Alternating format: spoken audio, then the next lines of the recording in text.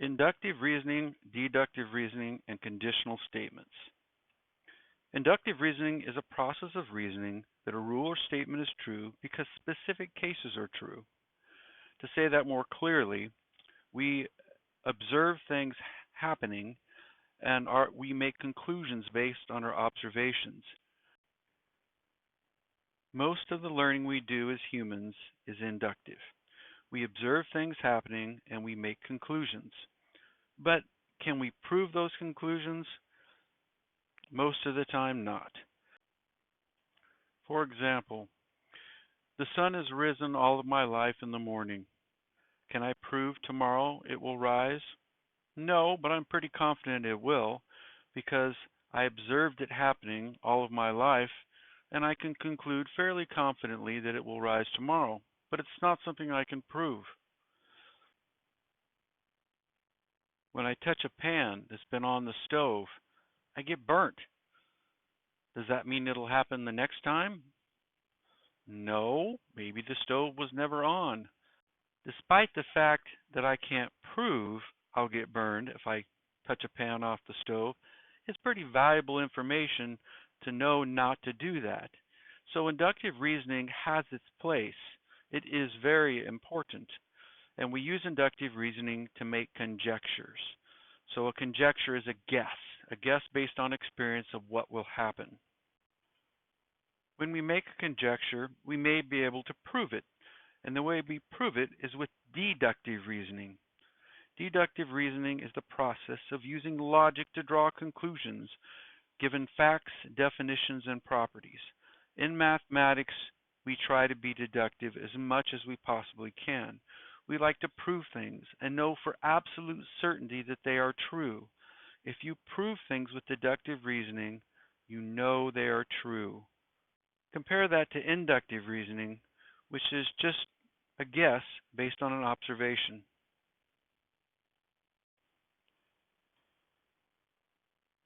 So I've been messing around, and I've noticed that if I draw 3 points, I can make a triangle. And it seems like when I draw those 3 points, I always get a triangle. So I might make a conjecture that 3 points on a plane, remember a plane is an infinite flat surface, they always make a triangle. However, since a conjecture is based on inductive reasoning, it may be false. The way we show that a conjecture is false is by finding a counterexample. A counterexample can be a drawing, a statement, or a number. So 3 points on a plane form a triangle. Do they always form a triangle? Well, here's a counterexample. I could take 3 points and they could be collinear. Collinear.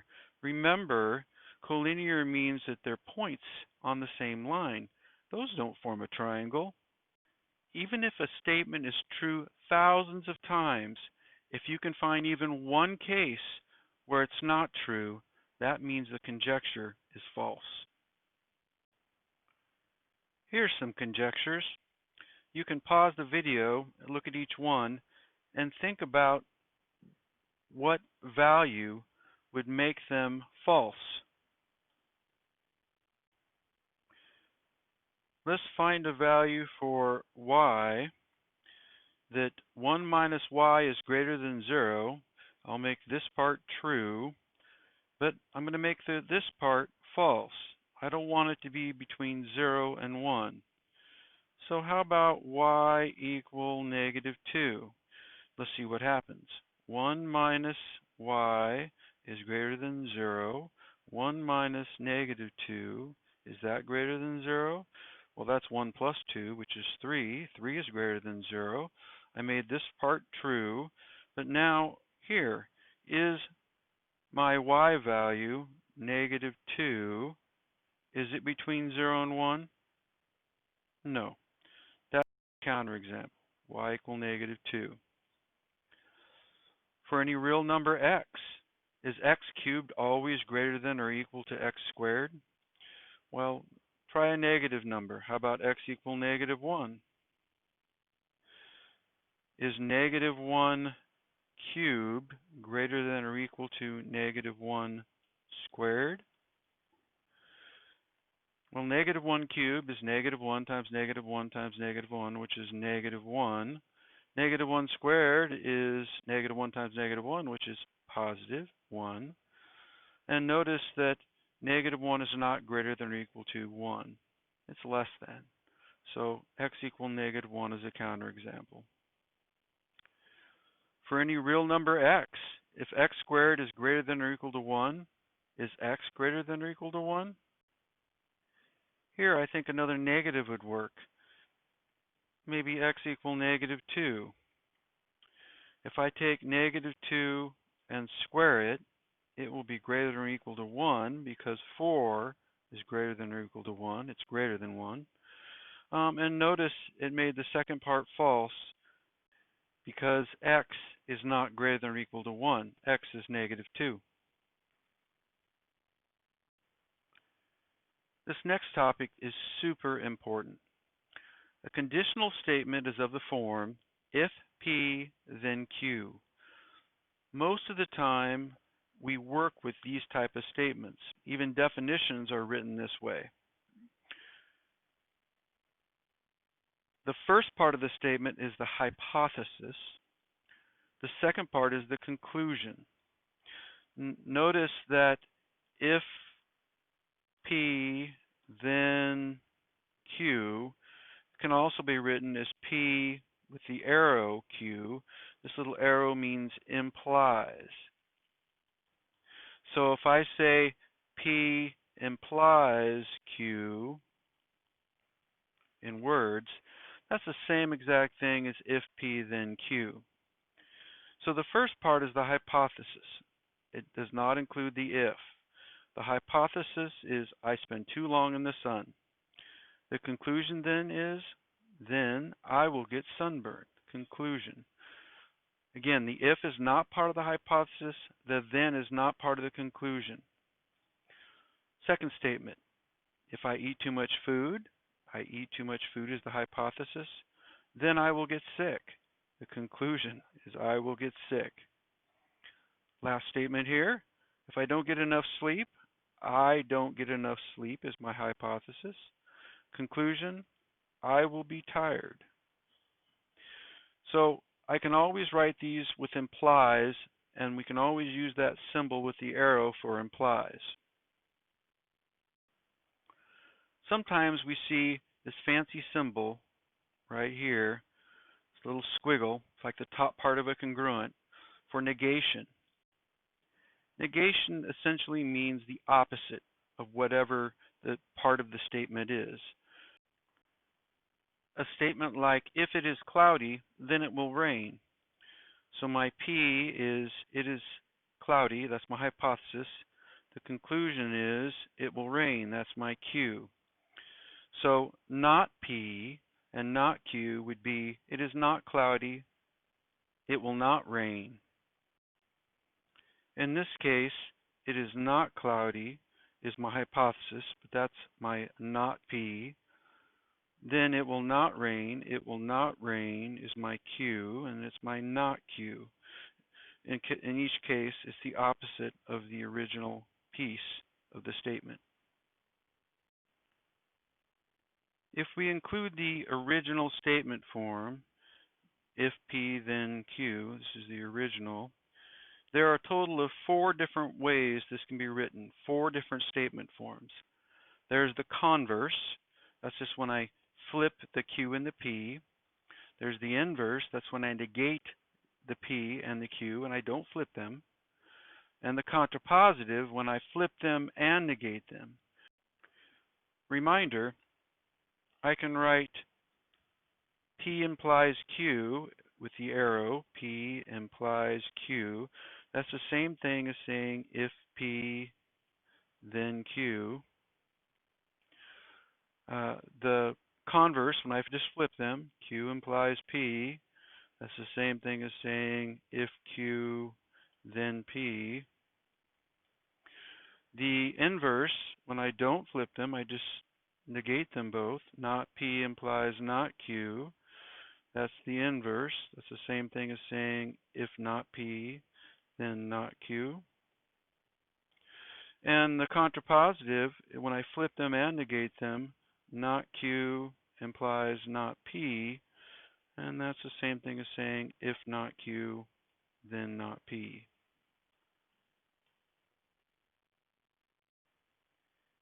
Here are some examples.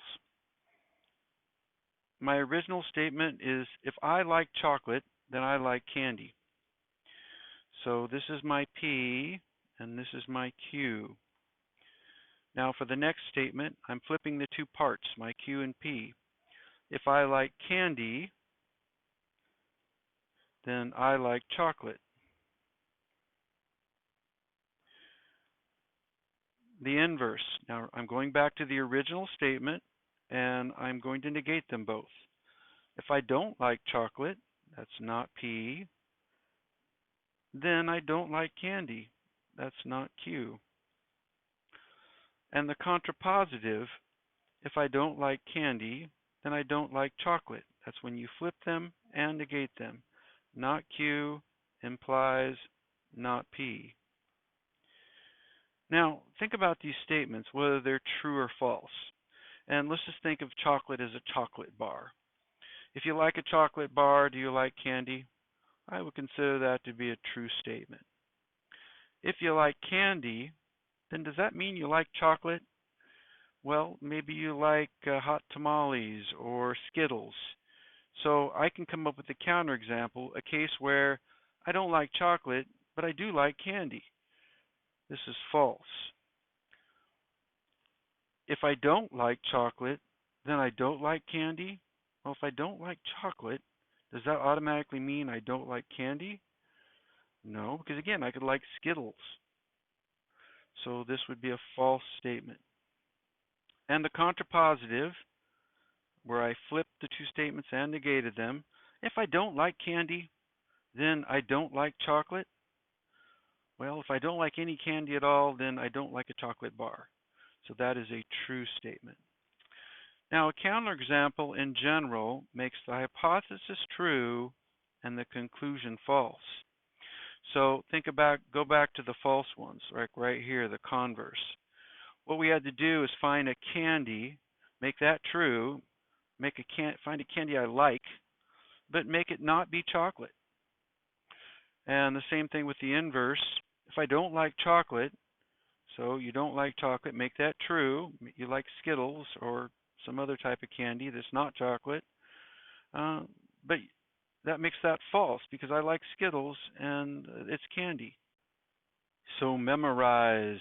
In general, to disprove things in an if-then statement, you make the hypothesis true and the conclusion false.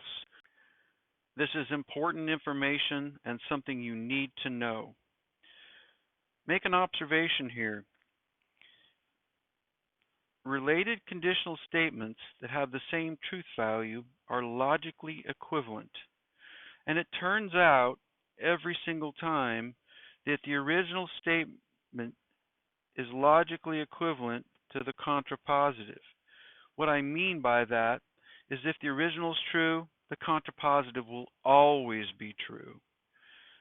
And it also turns out that the converse is logically equivalent to the inverse. If the converse is false, the inverse will be false.